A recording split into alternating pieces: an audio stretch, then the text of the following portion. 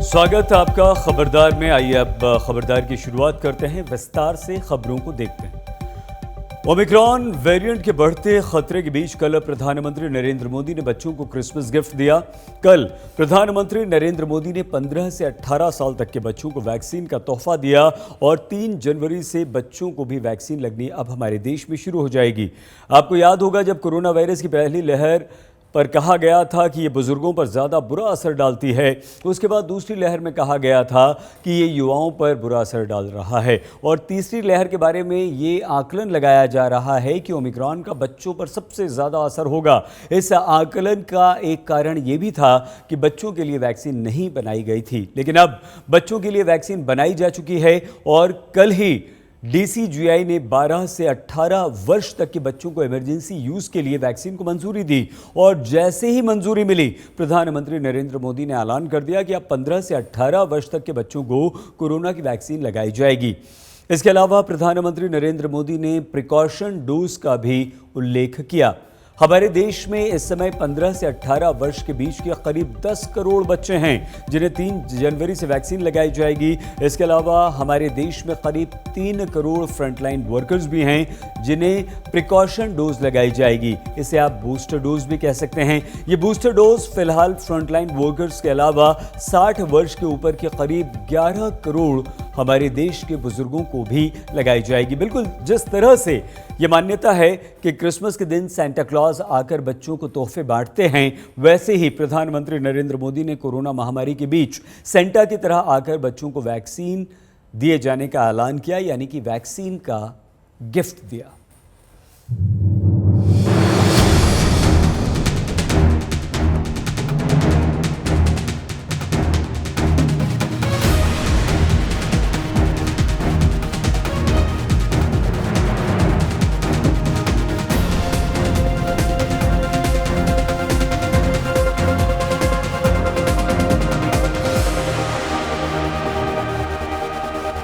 Corona संक्रमण के खिलाफ चल रही जंग में भारत का एक और बड़ा दांव।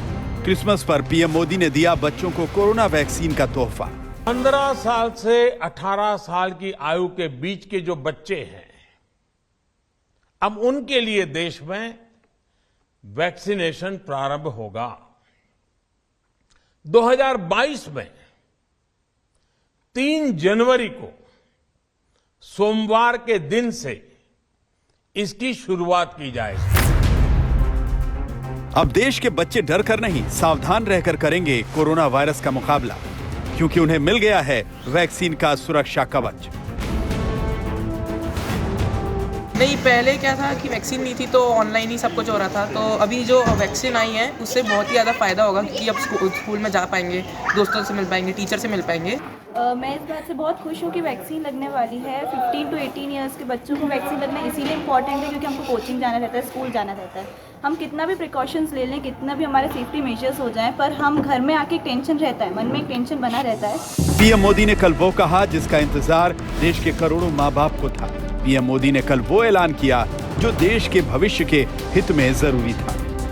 चूंकि अब भारत में करीब 89% आबादी को एटलीस्ट 1 शॉट मिल चुका है और 60 से अधिक फीसदी एडल्ट आबादी को 2 शॉट्स मिल चुके हैं, तो बच्चों को भी थोड़ा सा रिस्क है और उस बाबत बच्चों का टीकाकरण, खासतौर से 15 से 17 साल के बच्चों का टीकाकरण एक सही और अच्छा निर्णय है।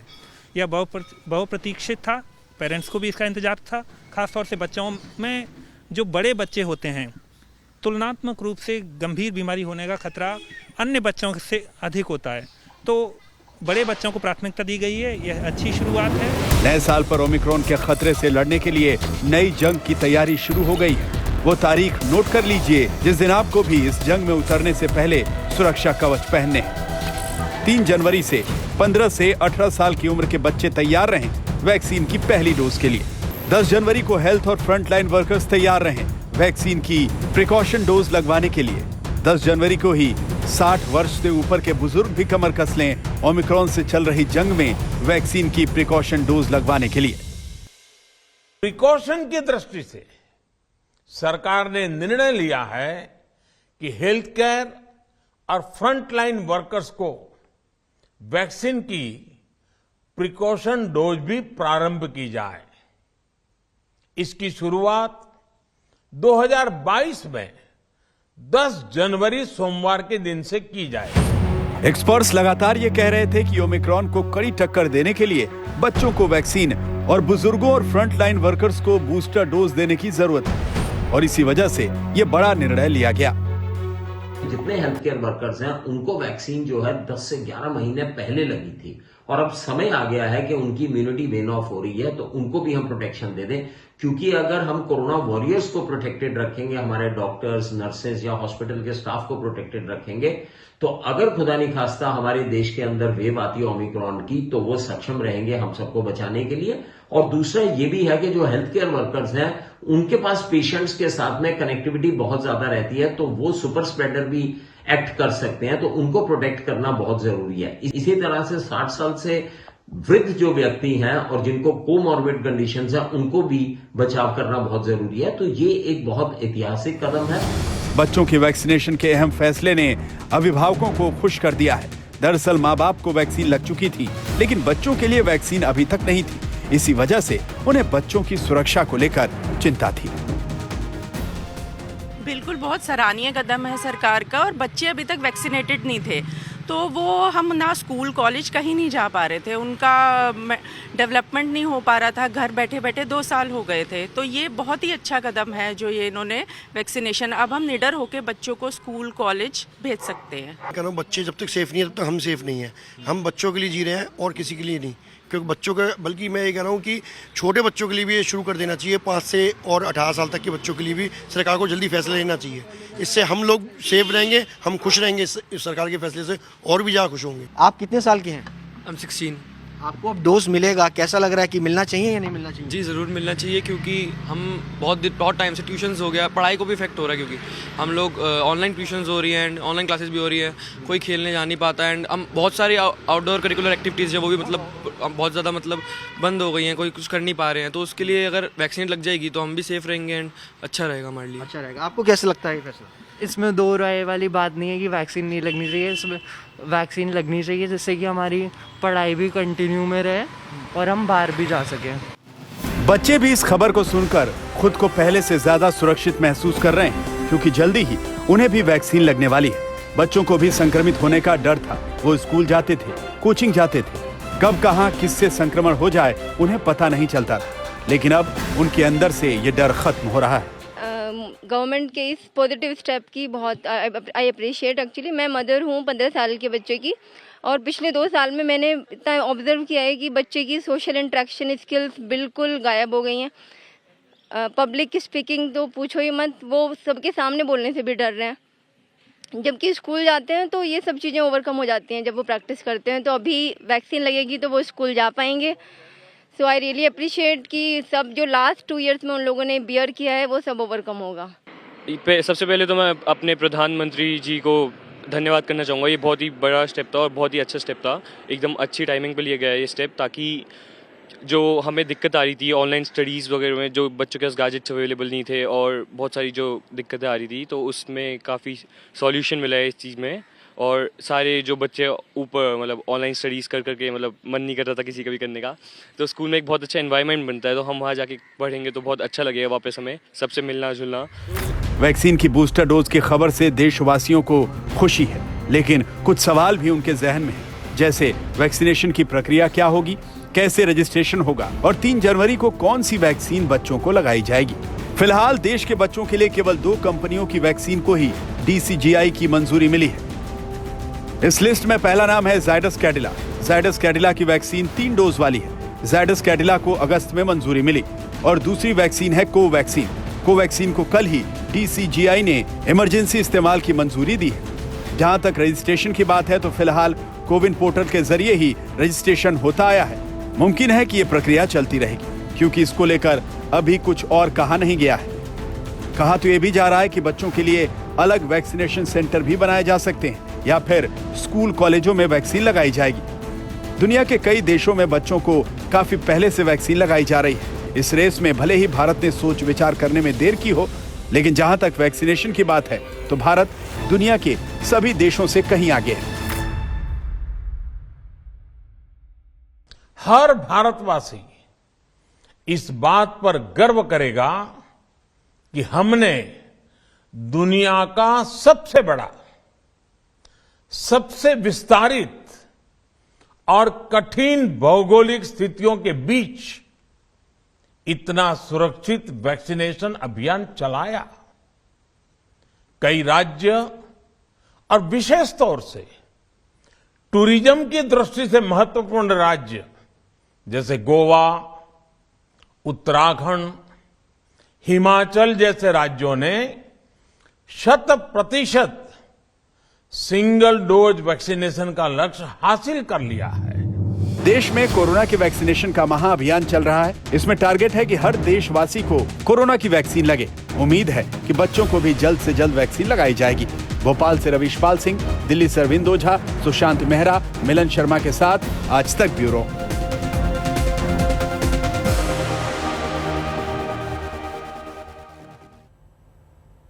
कोरोना के संक्रमण काल में हमारे देश भारत ने अपने देश के भविष्य यानी कि बच्चों को वैक्सीन दिए जाने का ऐलान कर दिया और इससे इस युद्ध में एक मजबूत शुरुआत हुई। लेकिन बच्चों को वैक्सीन दिए जाने के मामले में हमारा देश कई देशों से काफ़ी पीछे। दुनिया के 30 से ज़्यादा देशों में बच्चों को कोरोना की वैक्सीन लगाई जा रही है। इसमें अलग अलग उम्र वर्गों के हिसाब से वैक्सीन बच्चों को लगाई जा रही है। हमारे देश भारत में फिलहाल 15 से 18 वर्ष तक के बच्चों को वैक्सीन लगाए जाने का ऐलान किया गया, लेकिन 21 देश ऐसे हैं जहां 12 साल से ज़्यादा उम्र के बच्चों को वैक्सीन लगाई जा रही है।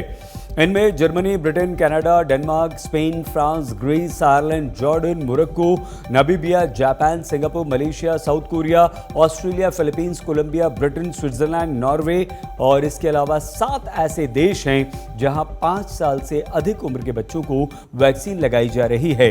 इन 5 देशों में इटली, चेक Republic, Israel, Oman, Saudi Arab, UAE और अमेरिका हैं।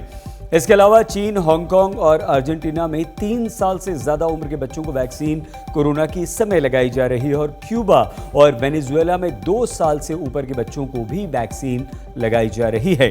फिलहाल हमारे देश भारत में ज़ाइडस कैडिला और कोवैक्सीन ही बच्चों को दी जाएगी, लेकिन कई वैक्सीन कंपनियां बच्चों पर वैक्सीन का ट्रायल कर रही हैं।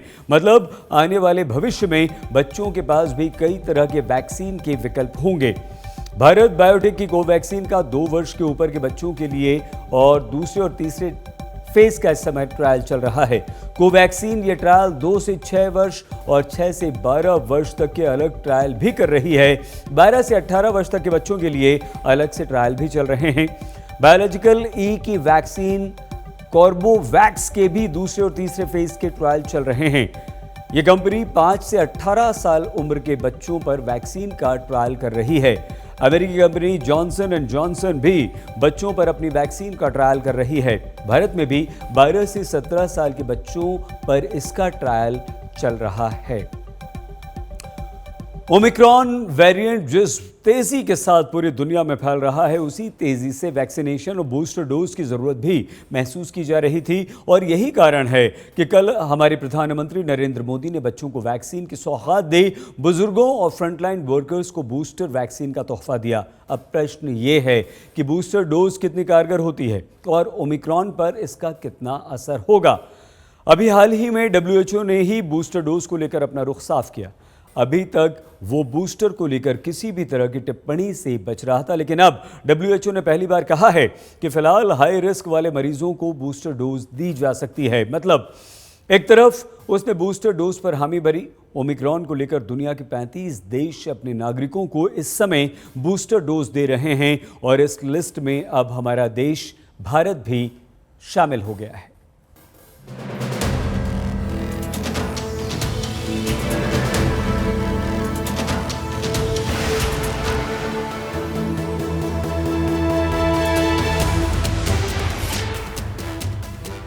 दो 2021 में कोरोना संक्रमण के खतरे के बीच वैक्सीन एक उम्मीद की किरण थी, लेकिन इस किरण को बूस्टर के जरिए नई ऊर्जा दी जा रही है। वैक्सीन की 2 डोज को रक्षा कवच बताने वाले अब बूस्टर डोज को कोरोना का महाविनाशक बता रहे हैं। भारत में फिलहाल 50% लोग ही कोरोना वैक्सीन की 2 डोज लगवा पाए, यानी देश की आधी जनसंख्या अभी पूरी तरह से वैक्सीनेटेड नहीं है। शायद यही वजह है कि बूस्टर को लेकर सरकार अभी जल्दी में नहीं है। इसीलिए खास उम्र और वर्ग के लोगों को ही ये दी जा रही है। 60 वर्ष से ऊपर की आयु के कोमॉर्बिडिटी वाले नागरिकों को उनके डॉक्टर की सलाह पर वैक्सीन की प्रिकॉशन डोज का विकल्प उनके लिए उपलब्ध होगा। प्रिकॉशन की दृष्टि से सरकार ने निर्णय लिया है कि हेल्थ केयर और फ्रंटलाइन वर्कर्स को वैक्सीन की प्रिकॉशन डोज भी प्रारंभ की जाए। वैक्सीन दिए जाने की प्रक्रिया भी कुछ ऐसे ही शुरू हुई थी। फ्रंटलाइन और स्वास्थ्य कर्मियों को सबसे पहले वैक्सीन लगाई गई, उसके बाद बुजुर्गों को दी गई, फिर 45 साल से ऊपर के लोगों को वैक्सीन मिली, तब जाकर 18 साल के ऊपर के लोगों को वैक्सीन दी गई थी। इसीलिए बूस्टर डोज के लिए खास वर्ग चुनना बस एक शुरुआत है। इसका स्वागत हर कोई कर रहा है। जो वैक्सीनेशन ड्राइव शुरू हुई थी, हमारा फर्स्ट या सेकंड डे जैसे ही आया हमारा नंबर, हम दोनों ही वैसे, क्योंकि विश्वास आगे बढ़ता गया, क्योंकि जब वैक्सीनेशन मोदी जी ने अपने ऊपर खुद लोगों ने देखा किस प्रकार से उन्होंने समर्पण भाव था, उनको विश्वास था, वो कॉन्फिडेंस हमारा आज भी बरकरार है। अगर आज वो कहते हैं कि बूस्टर डोज लगनी चाहिए, welcome, we should be welcome. दुनिया भर के वैज्ञानिक कह चुके हैं कि ओमिक्रॉन एक बड़ा खतरा है।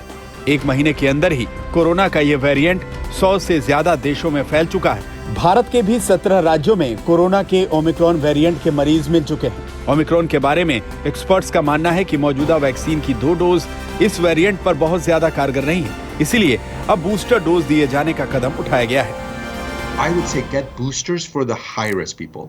I would also get boosters for healthcare workers. And the reason is even if their disease is mild, if many healthcare workers get sick very, very quickly, even if they're mild disease and they're at home for 5 or 10 days, it will make it hard to run hospitals with many people out.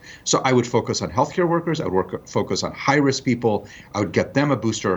I don't think at this point, with limited supply, I don't think everybody else needs a booster right away. Again, if we have plenty of vaccines, there's no downside. We should probably get boosters for everyone else. But I would make that a second priority. मैं चाहता हूं अब जो vaccine आ रही है बच्चों के लिए और बुजुर्गों के लिए, मैं ये वैक्सीन बहुत अच्छे तरीके से लगाएंगे और अच्छी व्यवस्था देंगे। और इस समय बहुत ज़रूरत है, जिस तरीके से दिल्ली के केस बढ़ते जा रहे हैं। और मैं जनता से भी और सब साथियों से भी यही कहूँगा, वैक्सीन अवश्य लगाना, क्योंकि उसी वजह से आज हमारी दिल्ली सेफ रही है। बूस्टर डोज को लेकर एडिनबरा यूनिवर्सिटी की एक स्टडी बताती है कि ओमिक्रॉन वेरिएंट का मुकाबला करने में वैक्सीन की तीसरी डोज ज्यादा सक्षम है। ये ओमिक्रॉन के खिलाफ 57% ज्यादा सुरक्षा देती है। People who have taken booster doses and there are reports of breakthrough infections despite the booster dose. But I think one good thing which is emerging is that most of these patients, which are still in the rarity, have minor symptoms or asymptomatic, and usually the chances of developing a severe infection post booster have been quite low. India, nobody has boosters, but I do believe that many people have had 2 vaccines and 1 infection. These 3 kits sort of can give you more of a protection. अब सवाल ये है कि booster के बारे में क्यों कहा जा रहा है कि ये ओमिक्रॉन के लिए ज्यादा असरदार होगी। ये जानने के लिए इंडिया टुडे की डेटा इंटेलिजेंस यूनिट ने उन देशों के आंकड़े देखे जहां लोगों को बूस्टर डोज दी गई थी।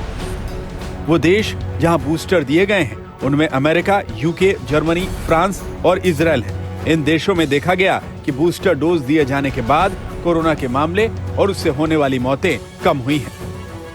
यूनाइटेड किंगडम की बात करें तो 9 जनवरी 2021 को औसतन 60,000 मरीज आए थे और करीब 900 लोगों की मौत हुई थी। लेकिन बूस्टर डोज लगने के बाद आज औसतन 90,000 मामले आ रहे हैं, लेकिन मौतों का औसत 112 है। इसी तरह फ्रांस में अप्रैल 2021 के दौरान औसतन 45,000 मामले आ रहे थे और 288 लोगों की मौतें हुई। लेकिन बूस्टर डोज लगने के बाद अब हर रोज औसतन 56,000 मामले आ रहे हैं, लेकिन मौतों का औसत 162 हो गया है। जर्मनी में भी बूस्टर डोज के बाद स्थिति बदली हुई है। अप्रैल 2021 के मध्य तक कोरोना के औसतन 21,000 मामले आ रहे थे और 231 लोगों की मौत हुई। लेकिन बूस्टर के बाद ये स्थिति बदल गई है। कोरोना के मामले तो बढ़े, लेकिन मरीजों की मौत कम हुई। यही ट्रेंड अमेरिका, इजराइल और यूरोप के बाकी देशों में भी देखने को मिला। इन आंकड़ों से ये बात साफ हो गई है कि बूस्टर डोज के बाद भले ही कोरोना वायरस का संक्रमण फैलता हो, लेकिन मौत की आशंका कम हो जाती है। So when we think about vaccination and boosters, we have to think about the benefit of vaccination and boosting on each of these. So there may be a certain amount of benefit again in protecting against asymptomatic infections and very mild COVID-19. There may be a far greater benefit in preventing COVID-19 pneumonia or preventing severe COVID-19, that's preventing hospitalizations and death. Booster की जरूरत को लेकर अब केंद्र भी गंभीर है। WHO की गाइडलाइंस को अपनाते हुए अब भारत में भी फ्रंटलाइन वर्कर्स और 60 साल से ऊपर के लोगों को बूस्टर डोज दी जाएगी, जो एक सराहनीय कदम है। और आने वाले वक्त में देश के सभी उम्र के लोगों को बूस्टर लगाना है या नहीं, ये फैसला वैज्ञानिक सलाह के बाद लिया जाएगा। दिल्ली से स्नेहा मोरदानी के साथ आज तक ब्यूरो। दुनिया में सबसे पहले बूस्टर डोज दिए जाने की शुरुआत इजराइल से हुई थी और उसके बाद अब तक 36 देश अपने नागरिकों को बूस्टर डोज लगा रहे हैं। इन देशों में से कुछ देशों की लिस्ट हम आपको टीवी स्क्रीन पर भी दिखाएंगे। इन देशों में America, Canada, Britain, France, Italy, Japan जैसे देश शामिल हैं। ये वो देश हैं जहां कोरोना वायरस वैक्सीन की तीसरी डोज, जिसे आप बूस्टर डोज भी कहते हैं, वो दी जा रही है। इसमें भी कई देशों ने बड़े पैमाने पर बूस्टर डोज अपने यहाँ के नागरिकों को लगाई है। आर वर्ल्ड इन डेटा के अनुसार दुनिया में 6% लोगों को बूस्टर डोज लगाई जा चुकी है और वो देश जहां बूस्टर डोज तेजी से लगाई जा रही है उनमें Chile, Britain, Germany, France, Italy और कनाडा शामिल हैं। इन देशों में सबसे ज्यादा बूस्टर डोज लगाई गई है। आगे बढ़ते हैं। लखनऊ शहर के लिए अक्सर यह कहा जाता है कि मुस्कुराइए कि आप लखनऊ में हैं, लेकिन अब यह शहर देश के दुश्मनों की तबाही के लिए विख्यात होने वाला है, क्योंकि दुनिया के सबसे शक्तिशाली क्रूज मिसाइलों में से एक ब्रह्मोस अब लखनऊ में बनाई जाएगी। आज देश के रक्षा मंत्री राजनाथ सिंह ने लखनऊ में ब्रह्मोस मिसाइल निर्माण यूनिट और DRDO लैब का शिलान्यास किया। इस अवसर पर उत्तर प्रदेश के मुख्यमंत्री योगी आदित्यनाथ भी उनके साथ थे। यूपी सरकार ने ब्रह्मोस यूनिट के लिए मात्र ₹1 की लीज पर 80 हेक्टेयर से ज्यादा की जमीन उपलब्ध कराई। अब लखनऊ के अमोसी एयरपोर्ट के नजदीक DRDO की नई लैब में रक्षा विभाग से जुड़े रिसर्च और विकास कार्यों को किया जाएगा और इसमें अगले 3 वर्षों में 100 से ज्यादा ब्रह्मोस मिसाइल बनाने का लक्ष्य रखा है। ब्रह्मोस एक सुपरसोनिक क्रूज मिसाइल है जिसकी गिनती दुनिया की सबसे खतरनाक मिसाइल्स में की जाती है। ब्रह्मोस करीब 4300 किलोमीटर प्रति घंटा की रफ्तार से उड़ती है और इसे कहीं से कहीं भी लॉन्च किया जा सकता है। जमीन से हवा में मार करने वाली यह सुपरसोनिक मिसाइल है। 400 किलोमीटर दूर तक टारगेट को हिट कर सकती है। ब्रह्मोस की एक बड़ी विशेषता यह भी है कि इसको दुश्मन के रडार पकड़ नहीं सकते। आने वाले दिनों में इस ब्रह्मोस को तेजस और राफेल जैसे फाइटर जेट में तैनात करने की योजना भी है।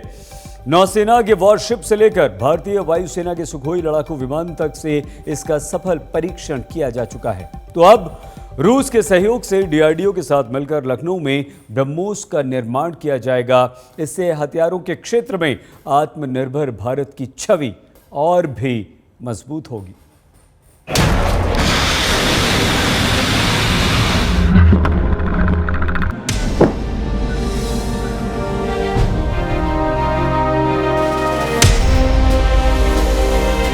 ये भारत का शांतिपूर्ण शक्ति प्रदर्शन है। ये वो हथियार है जिनकी तकनीक और क्षमता के पीछे भारत की आत्मनिर्भर सोच है। ये आत्मनिर्भर भारत की स्वदेशी महाशक्तियां हैं।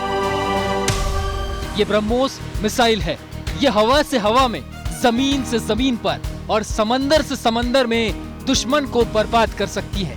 इस मिसाइल से भारतीय सीमा के जल, थल और नभ की सुरक्षा कई गुना बढ़ गई है।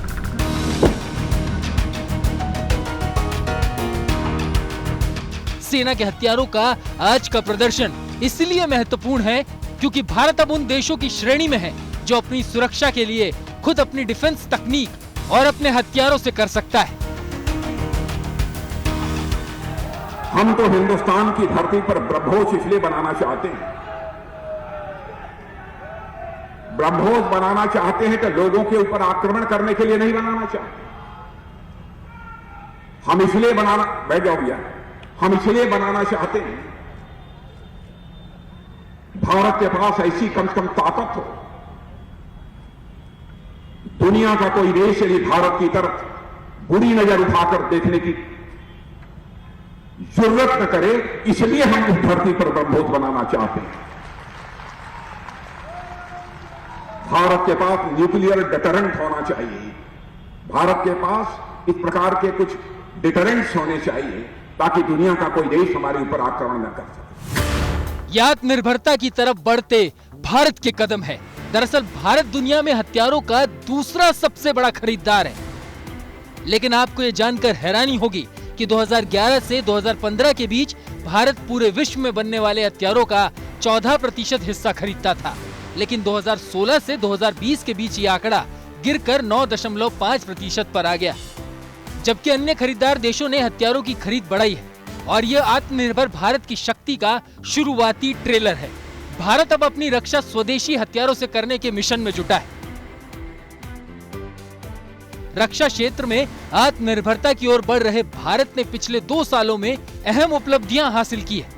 पिछले 2 सालों में रक्षा सामानों के एक्सपोर्ट के मामले में बढ़ोतरी दर्ज की गई है। दुनिया भर के हथियार निर्यातक देशों की लिस्ट में भारत 19वें नंबर पर है। विश्व के 42 देशों को भारत रक्षा से जुड़े उपकरण बेचता है। अगर हम देश को एक सुपर पावर के रूप में देखना चाहते हैं तो बड़ा लाजमी है कि हम अपने हथियार प्रोडक्शन में कम्प्लीटली आत्मनिर्भर हों। ऐसे में बड़ा लाजमी है कि हम कम्प्लीटली सेल्फ सफिशिएंट हों जहाँ तक डिफेंस का ताल्लुक है। इसको निगाह में रखते हुए हिंदुस्तान ने पॉलिसी बनाई है कि हर प्रकार से हम डिफेंस में आत्मनिर्भर होंगे और जो भी नया इक्विपमेंट बनेगा हिंदुस्तान में वो ट्रांसफर टेक्नोलॉजी होगा। आप जिन देशों को विश्व की महाशक्ति कहते हैं, उनकी कमाई का एक बड़ा जरिया हथियार है। इस लिस्ट में अमेरिका, रूस और फ्रांस जैसे देश हैं। वर्ष 2020 में ही अमेरिका ने दूसरे देशों को हथियार बेचकर 37,700 करोड़ रुपए कमाए थे। इसी तरह से रूस ने वर्ष 2020 में 23,800 करोड़ रुपए कमाए। फ्रांस ने भी हथियार बेचकर 14,800 करोड़ रुपए कमाए। यानी इन देशों ने हथियार बेचकर अपने देश में बने हथियारों से पैसा जुटाया और इन पैसों की मदद से रक्षा तकनीक विकसित की और अपने देश को और ज्यादा सुरक्षित और सशक्त बनाया। भारत सबसे ज्यादा हथियार भी रूस, अमेरिका, इजराइल और फ्रांस से खरीदता है। यानी दुनिया में हथियारों का दूसरा सबसे बड़ा खरीदार देश उन देशों से हथियार खरीदता है जो हथियार बनाकर ही विश्व की महाशक्तियां कहलाते हैं। इसीलिए महाशक्ति बनने की एक कसौटी हथियारों वाली आत्मनिर्भरता भी है। लखनऊ में आज जो हुआ वो आत्मनिर्भर भारत की तरफ एक बड़ा कदम है। लखनऊ वासियों को इस नई यूनिट को प्राप्त होने के लिए हृदय से बधाई देता हूं। यहाँ के लोकल सांसद को, लोकल विधायक को इसके लिए बधाई देता हूं कि उनके क्षेत्र में इस प्रकार के एक बेहतरीन कार्य माननीय रक्षा मंत्री जी ने लखनऊ वासियों को उपलब्ध कराया है और विश्वास व्यक्त करता हूं कि समयबद्ध ढंग से सभी कार्यक्रम आगे बढ़ेंगे। राज्य सरकार अपना पूरा सकारात्मक सहयोग इस प्रकार के कार्यक्रमों को निरंतर देती रहेगी। लखनऊ में स्वदेशी तकनीक से तैयार हो रही ब्रह्मोस मिसाइल और दूसरे हथियार देश के दुश्मनों को सीधे सीधे चेतावनी है। पूरी दुनिया जानती है कि भारत एक शांति पसंद देश है, लेकिन अपनी सुरक्षा के साथ कोई समझौता नहीं करता है। यह हथियार आत्मनिर्भर भारत के सुपर पावर बनने की दिशा में सबसे बड़ी कामयाबी है। ब्यूरो रिपोर्ट, आज तक। खबरदार में आज के लिए बस इतना ही। आप प्लीज अपना बहुत ख्याल रखिएगा। देखते रहिए आज तक।